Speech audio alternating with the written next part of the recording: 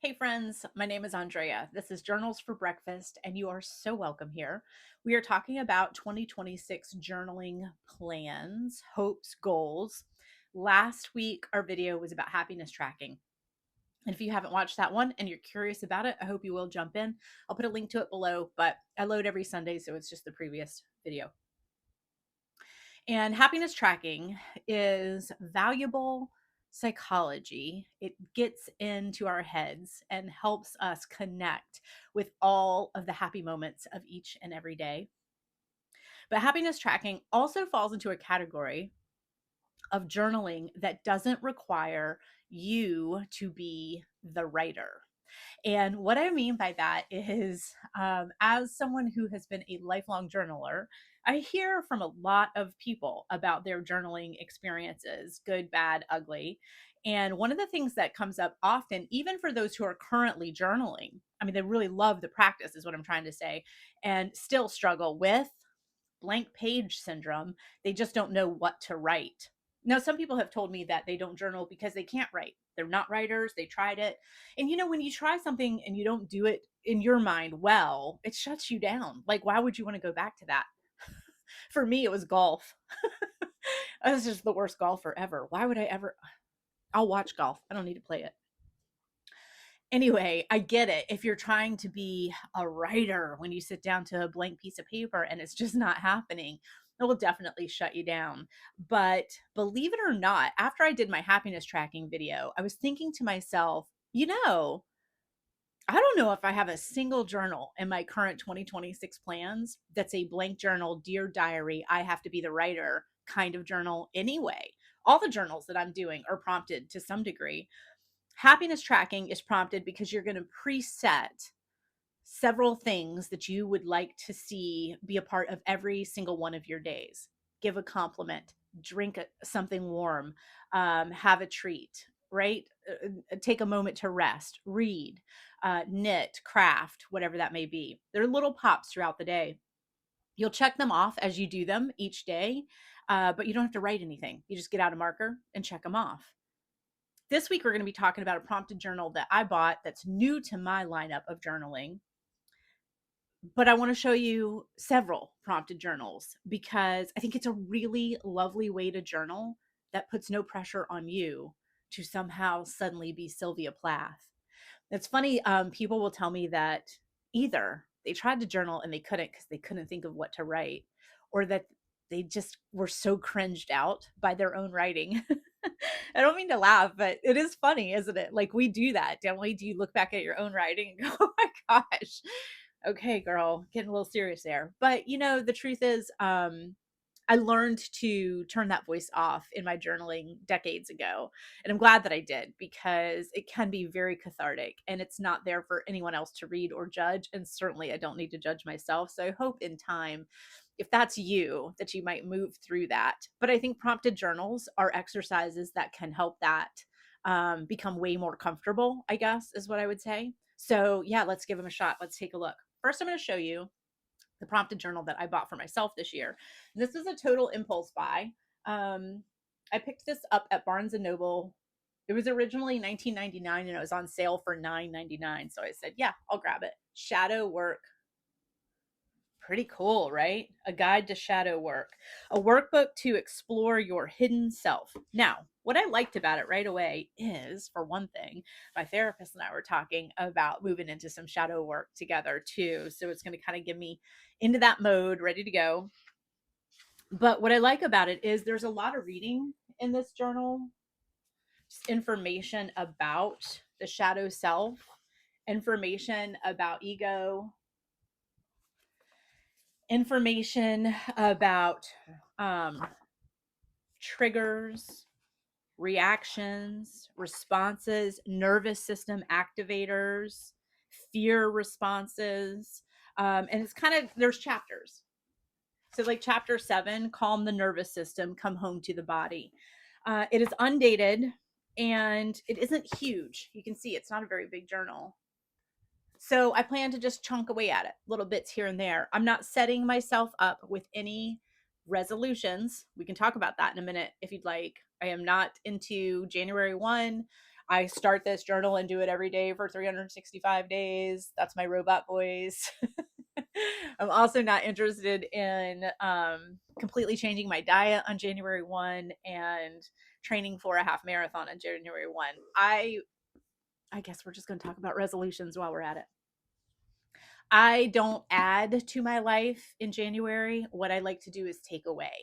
So I look at things that I feel like are no longer serving me and try to sort of peel those away throughout the weeks of January. But I do not consider January 1 the reset to my new version of me. January typically is a month that a lot of people are exhausted. If you have a lot of family and a lot of commitments in December, you probably have been going pretty hardcore since Halloween. You probably have battled a cold or worse throughout those months, somewhere in there, a bad flu, a house full of it, who knows? And you still carried on. I feel like January is a month of rest. And when we look at the actual calendar and the way Mother Nature sets it up for us, she agrees. This is a month where we don't plant seeds, we don't reap what we've sown. We don't harvest, we rest. This is a month where we just shut down. And that's really what I do for January too. I try to keep it as slow paced as I possibly can. And I start to ease myself into some of the things I'd like to bring in the way of journaling and planning. It's a good opportunity to do ink tests on back pages, kind of see what pens are feeling good. If you're a fountain pen person, test a few different inks, see how your nibs are looking. Do they need to be replaced? You know what I mean? That kind of stuff. So I'm not hardcore into resolutions in January. I use the month to just sort of gently set myself up for maybe some journaling and crafting goals moving forward through the year. But a guide to shadow work is my prompted journal for this year, and I'm looking forward to it. I have a stack here of some other prompted journals. These are ones that I sold in my shop when I had my shop open. And so we'll go through those. But I wanted to mention briefly, we talked last week in depth about simple abundance, and you could make your own prompted journal. Like that would be a fun thing to start in January.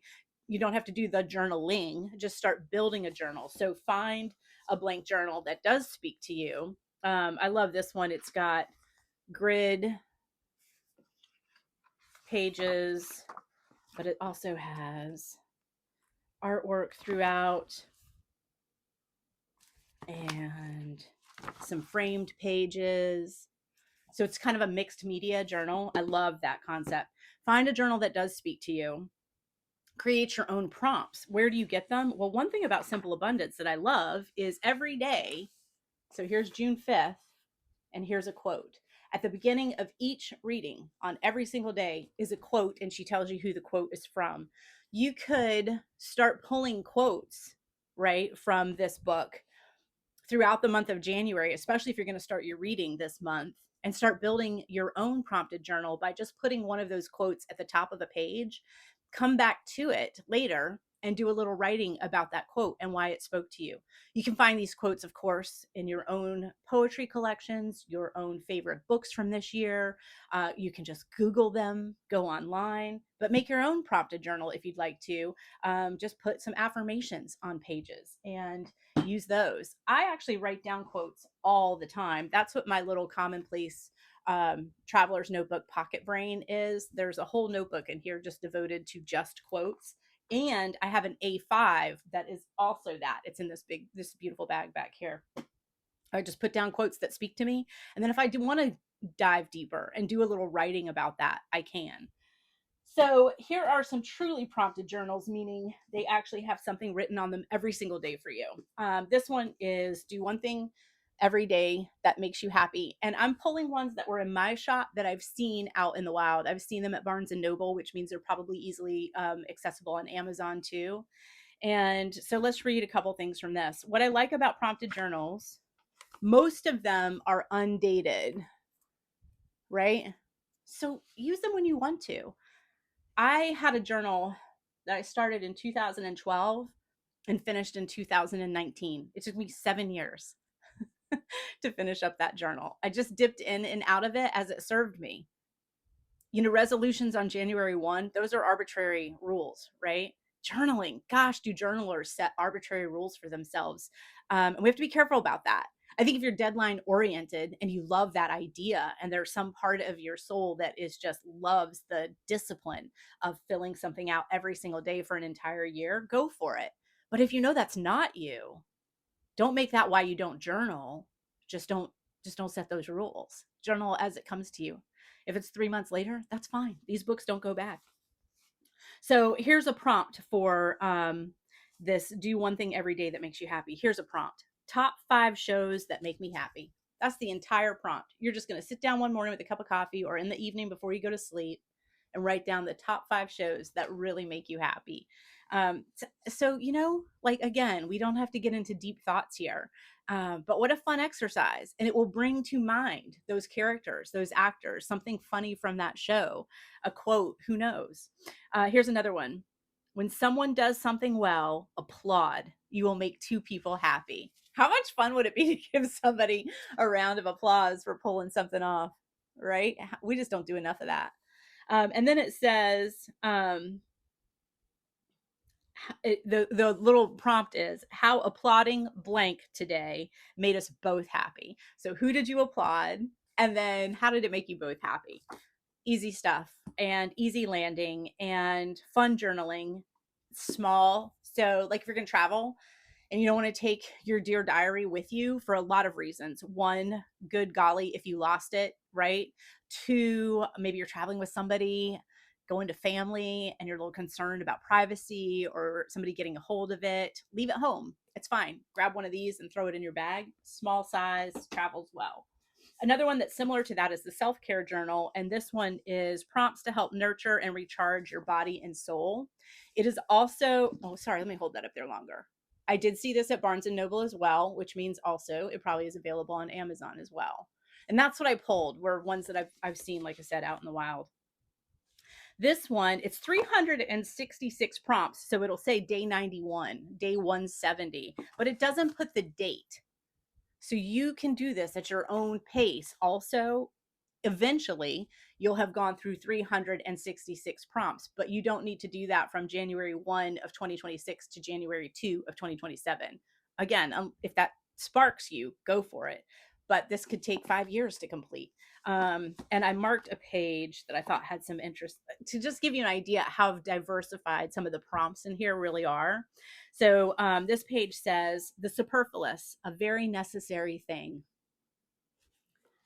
You don't need to warm up body lotion before using it, but why not take pleasure in this superfluous treat? Warm up some body lotion by putting it in a bowl in the microwave for just 10 seconds. Make sure it does not get too hot. Then massage the warmed over lotion into your skin. How does going above and beyond for yourself in this way make you feel? That's nice, isn't it? What a nice thought. And my body lotion right now is a eucalyptus and spearmint, and I adore it. It's from Bath and Body. And putting this into a bowl with just hot water, not like from a kettle, but like from the sink, like the hottest water at the sink, not like boiling water. Setting that in that to warm it up while I take a bath on Friday night, and then massage that in. Lovely. Here's another one.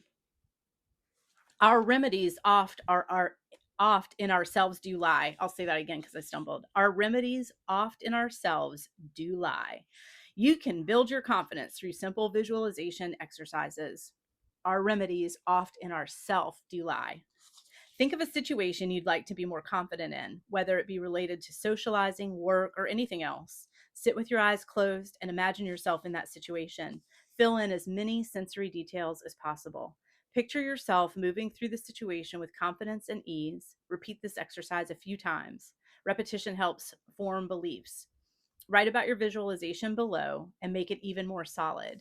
So an example of how I might use that prompt is if I read that on a Friday night after my bubble bath or first thing Monday morning, I might just refer back to that every morning for the rest of the week and try to make it a bit of a meditation. When I'm out walking the dog and my mind is wandering, drift to the visualization of something I'm trying to find some confidence in. Maybe there's an upcoming event that's been weighing on you a bit. Maybe it's something that in general you struggle with. And so just kind of meditate on that throughout the week. And then at the end of the week, I might, rather than get into let's see, it says,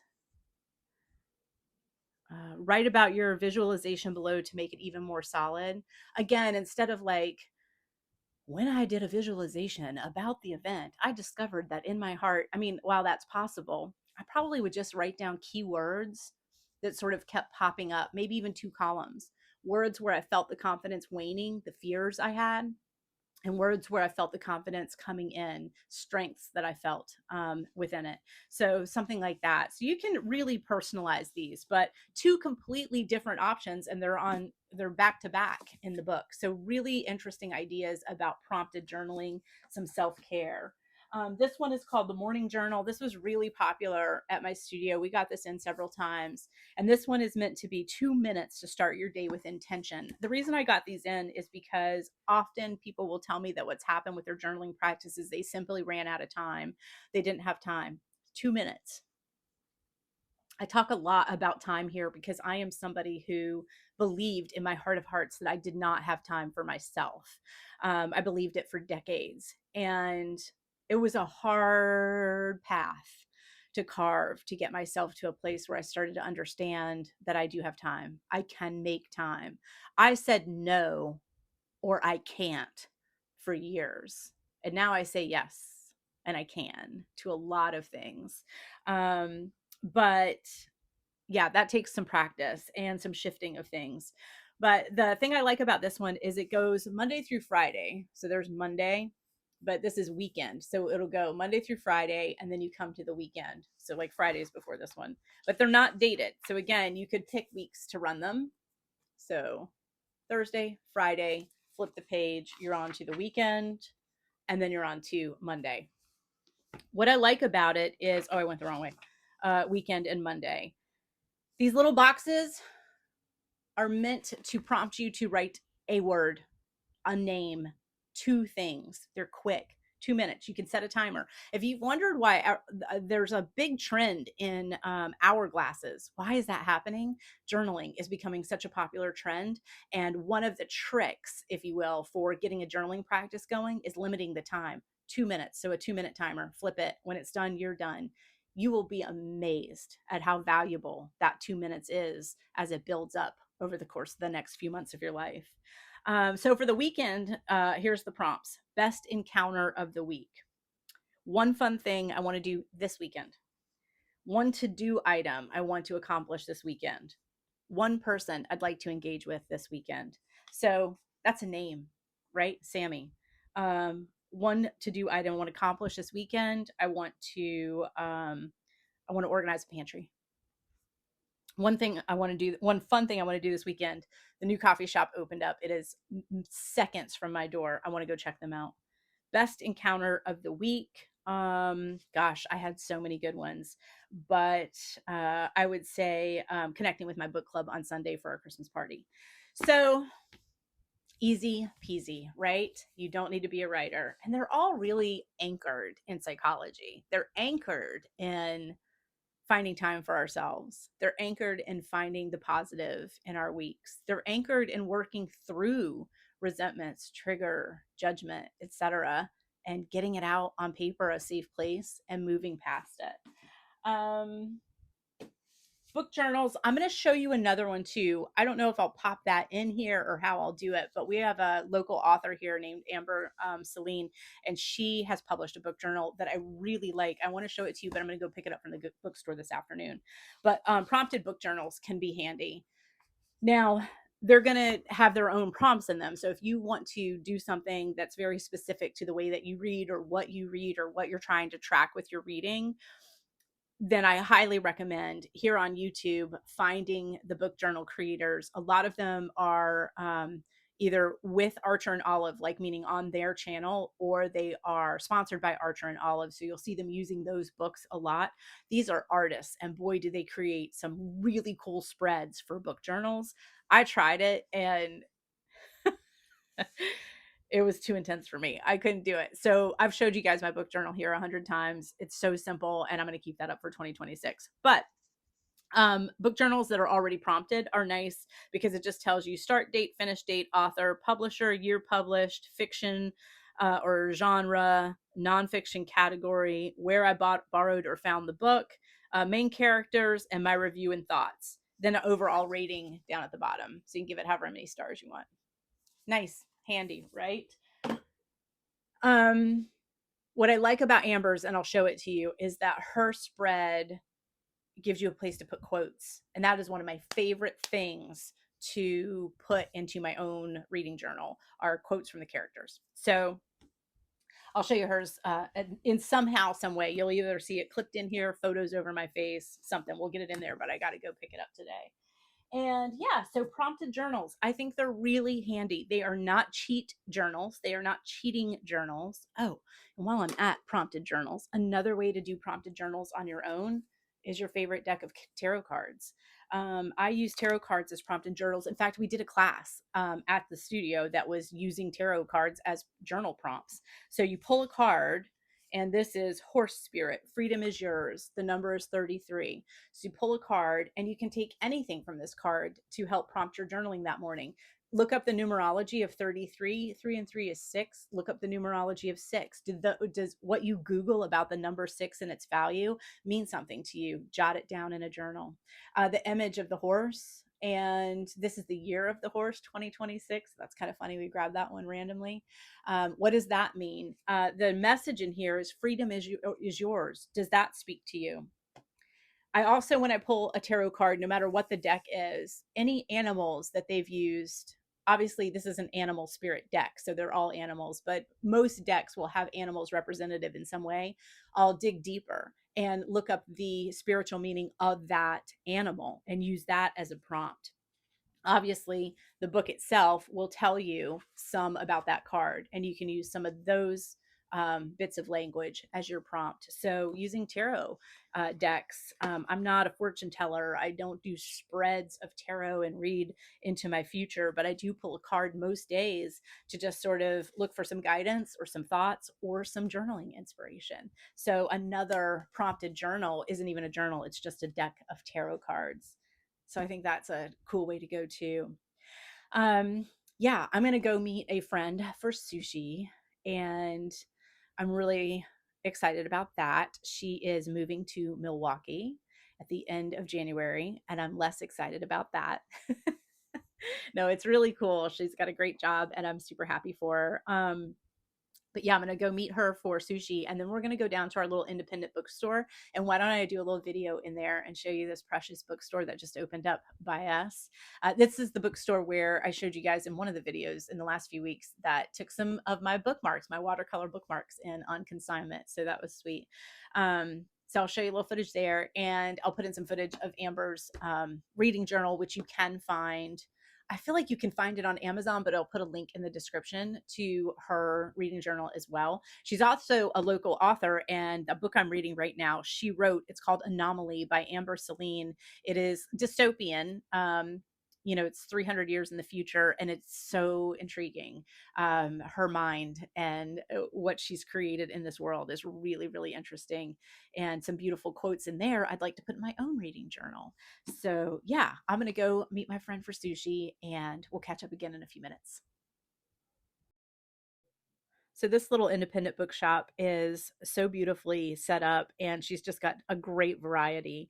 This is woman owned. A few independent bookstores have opened up here recently that are women owned. And in my lifetime, I've only ever seen independent bookstores close. So the fact that there's a resurgence in them opening up, not just locally, but throughout the United States and globally, is super exciting to me.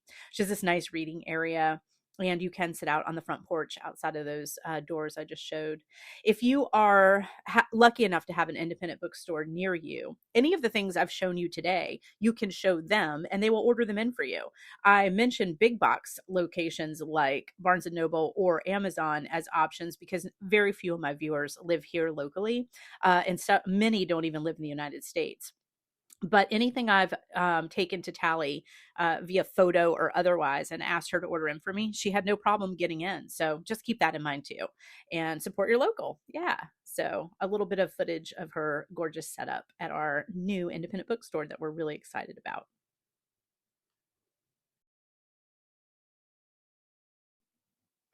Hey friends, welcome back. So a little time has passed since recording. It is now Saturday, December 27th. Christmas was delightful here. It was peaceful and calm, and it was just a really lovely day. Did a lot of reading and a little bit of crafting and a lot of eating. It was nice. So, I want to mention a few more things in the world of prompted journals. Um, One thing, I was filling in my Christmas journal that I shared with you guys last week, and I realized that because of the way that I set this up, this technically functions as a prompted journal too, just a homemade one. I created the prompts. So I set up a page that said, let's be sure to cook and eat this again. So all of my favorite things that we did food wise in December, I'm listing here as we go. Of course, there's a happiness tracker in here. And yeah, so just kind of the way I set it up, it was already prompted. Some December photos was the prompt, if you will, on these pages, and then all I have to do is add photos and throw in a few little bits of language. So yeah, I realized as I was filling this in the last few days that this has really worked well for a self-created prompted journal. So just another one for you to consider.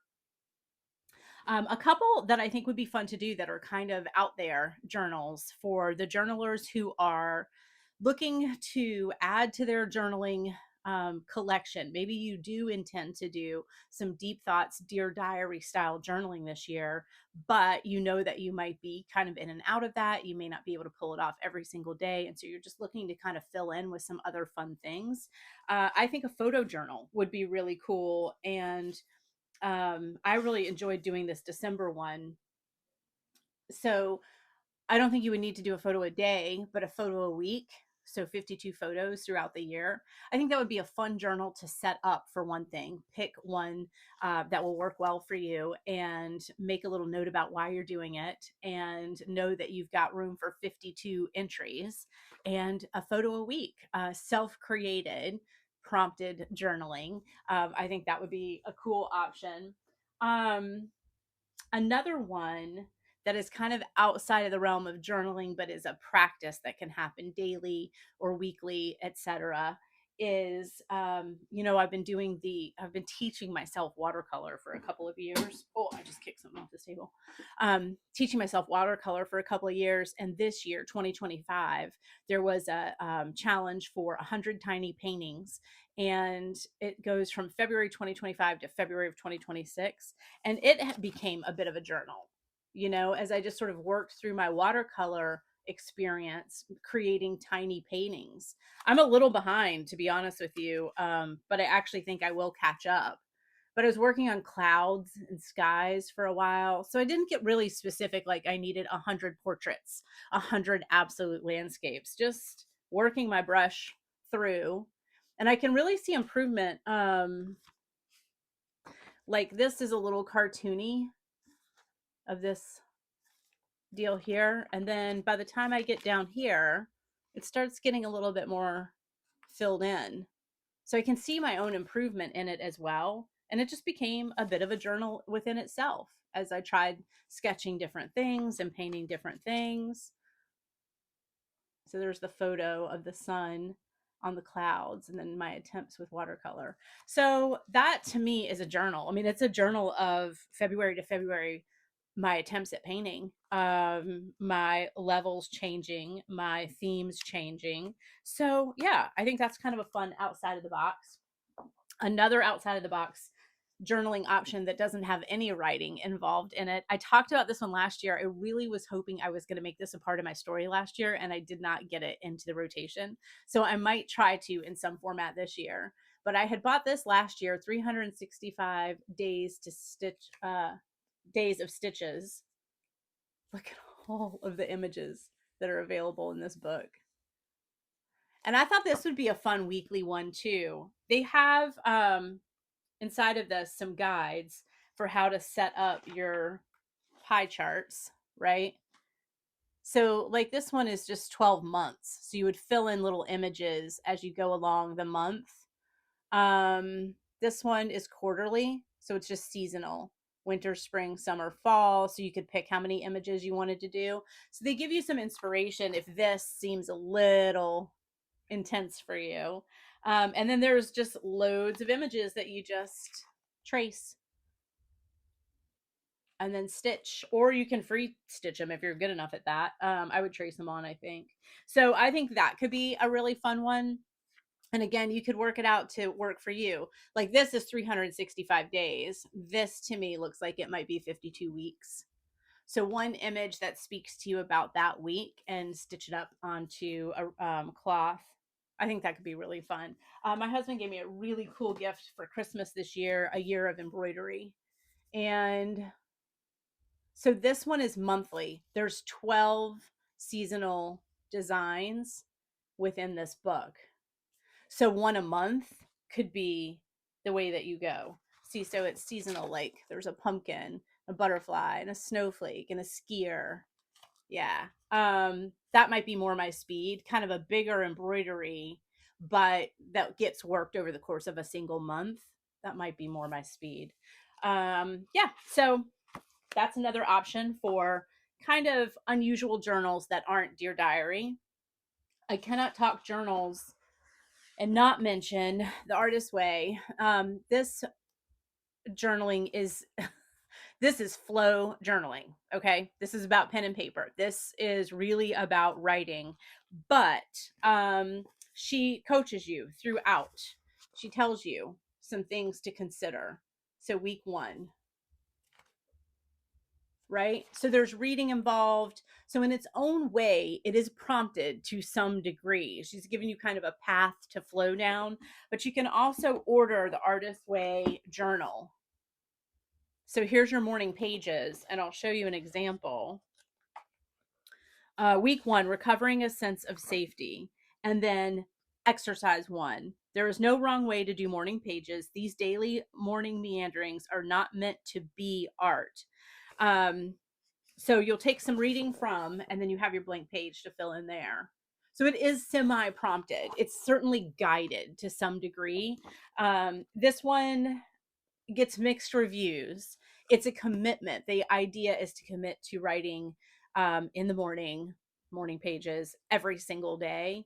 And it's flow to some degree. It's not scripted, you're not trying to create a story here necessarily. It's just kind of free thoughts, just keeping the pen moving, keeping your mind moving. It's a deep dive, and I think it can be a really enjoyable challenge. But just FYI on it, it's more prompted and guided than you might have originally assumed or even remembered. So the Artist Way with the companion journal, I think that's a pretty intense journaling commitment, and I think a really good one. I have them because has been my intention to do them, and I just haven't had the time. I haven't had the bandwidth, and I haven't found the place for it. So we'll see if that works its way in to my year. If it does, I most assuredly will let you know. I keep looking away because I'm looking at some notes here. A photo a week, tiny paintings, embroidery.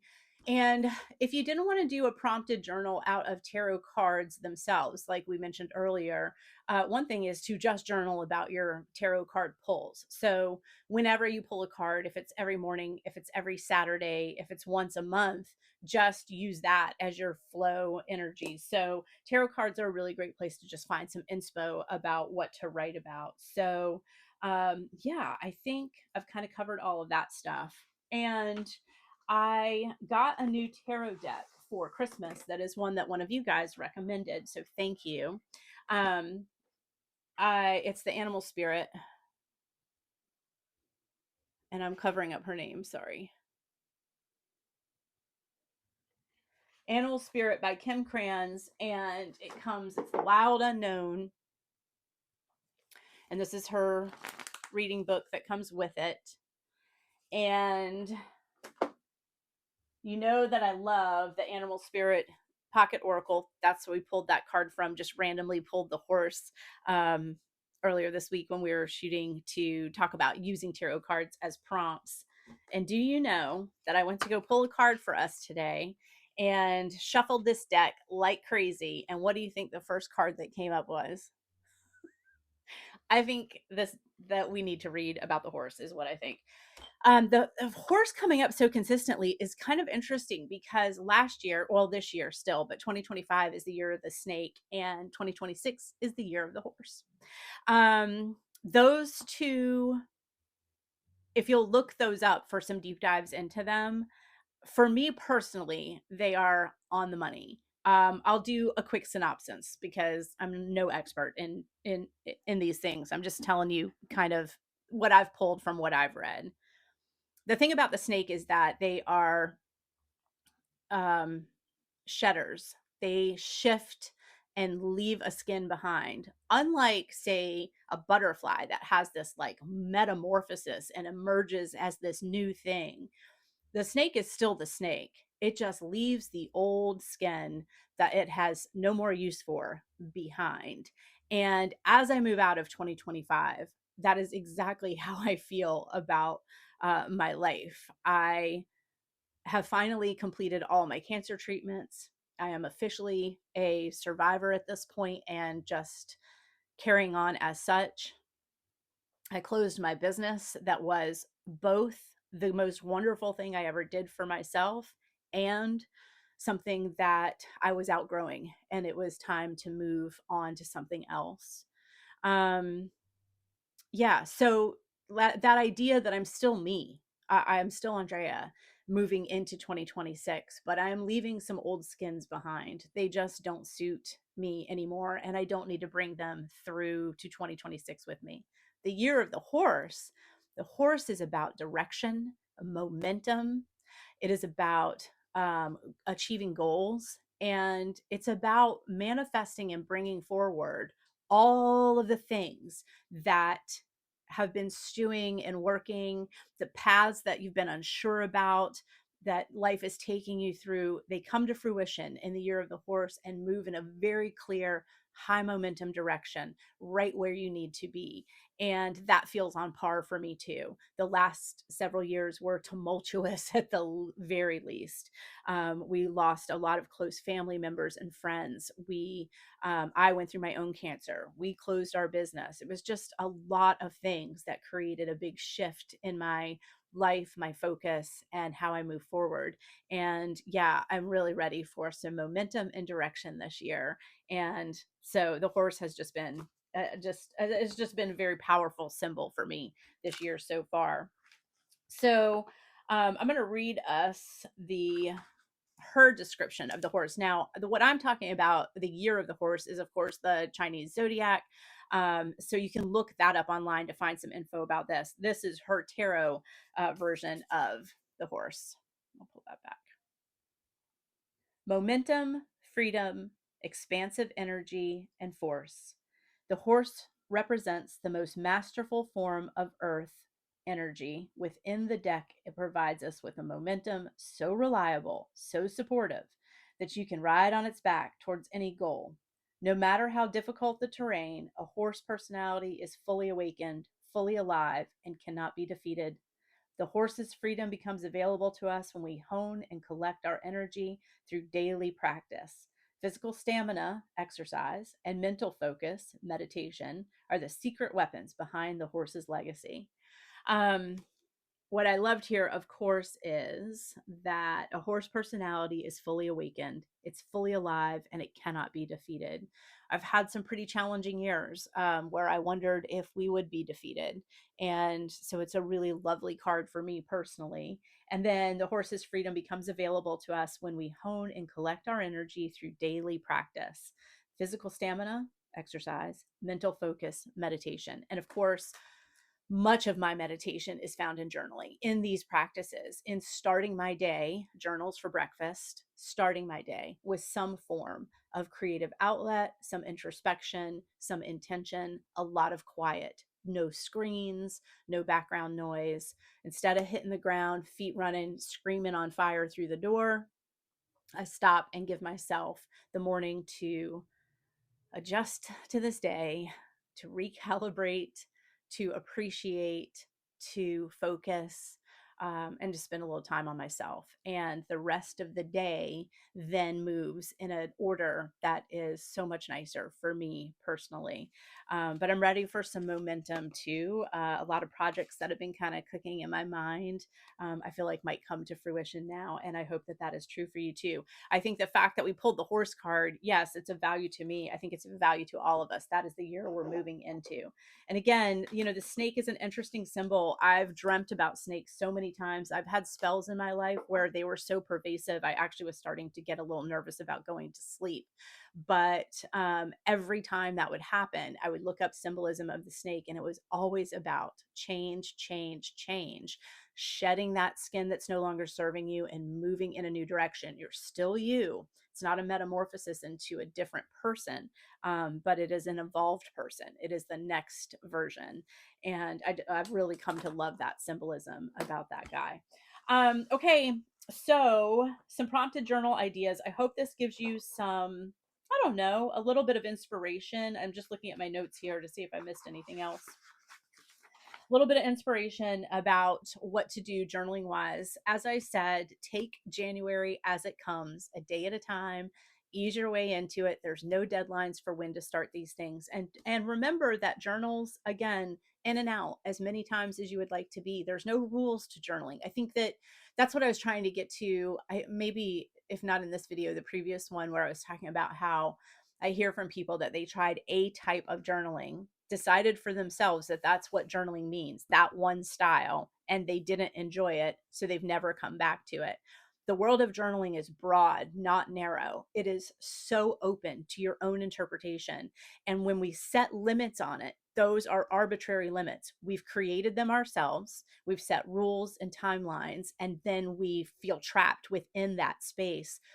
There are no rules, there are no timelines, there's no test here. Nobody's going to come by. The journal police aren't going to come by and see, knock knock knock, did you journal today? You're going to do this as it suits you and as you like, and that's all that will ever matter.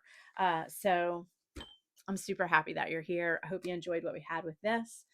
I have left Hobonichi and stepped into Paper Republic. So next Sunday, my video will be about my planner setup for 2026. And whatever else I'm up to at that moment. I'm going to go meet a friend for coffee shortly, which I'm really excited about because she is going to start teaching herself watercolor this year. So we're meeting to talk a little bit about the supplies that she got for Christmas, things that I've loved, things that have worked, things that I've let go of. And yeah, so it's going to be really fun to have some coffee with her. And I also want to mention a little bit of admin. And if you want to skip through this admin part, you're welcome to, but a little bit of info about this channel and our direction at this point. As you know, if you've been with me from the beginning, and thank you for those who have, I started this as a journaling and kind of breakthrough burnout tips channel. And very shortly after I started the channel, I was diagnosed with cancer. And that next 18 months become pretty wacky for me. I loved being able to be grounded in this space and have this here, but my direction shifts a bit. I think that makes great sense. Now that that is behind me, I had this just bolt of clarity at the beginning of December after my last treatment. I just went, I want to get back to my journaling channel. I really want this space to work for us. I was wavering a little bit this fall. I wasn't quite sure, and I'm in. I just love what we're doing here. But I also do want to be able to share about knitting and other crafts that I do, watercolor, etc. So what I have decided is the setup here, and this may give you some information to kind of help you when to check in and when not to bother. Sundays is about journaling. So I'll always do my planner and journal information, stationery, favorite things in that space on Sundays. Anything else that I want to talk about, if I want to show you guys this new sweater, or let's see, that new wrap that I just blocked. If I want to get into some of my crafts, if we want to get a little deeper into what's happening with me with watercolor, etc., that I will do as bonus material. So when I record a video about knitting or watercolor or something like that, it'll come in addition to the Sunday journaling information. So some weeks you may see 2 videos here. So I hope that's helpful. If you see a knitting video here, don't panic if you're here for journaling and think, oh no, is that where this is going? The journaling video will be along the following Sunday, right? So every Sunday. So I hope that makes sense. Thanks so much for your comments and your time. Please continue to share with me how your journal setups for 2026 are looking. Have you found some stationery or products you're really excited about? Feel free to share them. I would love to hear about them. And because you are my journaling community, I just don't have any very close friends that are big into the journaling life. So that happens here in this space with y'all. So I love to hear about it. And that's it. I'm rambling. I'm going to go have coffee with a friend. And I will see you guys next week. And I may be dropping a knitting episode in between. Okay. Have a great day. Thanks for being here.